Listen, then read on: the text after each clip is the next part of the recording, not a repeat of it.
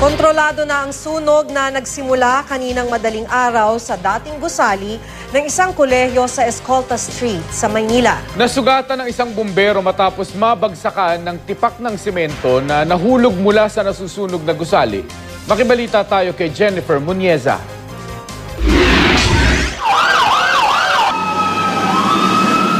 Ganito ang eksena kaninang pasado alas 2 ng madaling araw sa Escolta Street sa Maynila. Nasusunog ang dating gusali ng City College of Manila. Umabot sa Task Force Alpha ang sunog kaya kinailangan na ring rumisponde ng mga bumbero sa mga kalapit na lungsod. Ayon sa mga rumispondeng bumbero, nagsimula ito sa mezzanine area ng gusali. Pahirapan ang pag-apula sa apoy. Gumamit na ng hagdan ng mga bumbero para malapitan at maapula ang apoy sa mas matataas na palapag. Ayon sa security guard ng nasusunog ng gusali na si Emerson Narciso, nagulat na lamang siya nang biglang mawala ng kuryente. Matapos nito, nagkaroon na raw ng sunog. Lumabas po ako.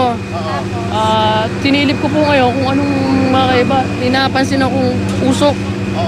Kaya ang ginawa ko po, tumawag agad ako ng bombero dito po sa Nicolas. Pasado alas 7 ng umaga, umabot sa 14 na palapag ang sunog. May mga debriding na lalaglag mula sa gusali. Nasa Task Force Bravo ng alarma pero patuloy pa rin ang pag-apula ng apoy. Isinara na rin ang buong kalsada. Ayon sa lokal na pamahalaan, nakatakda ng i-demolish ang gusali. Dahil sa nangyaring sunog, pabibilisin daw ang planong pag-demolish sa gusali.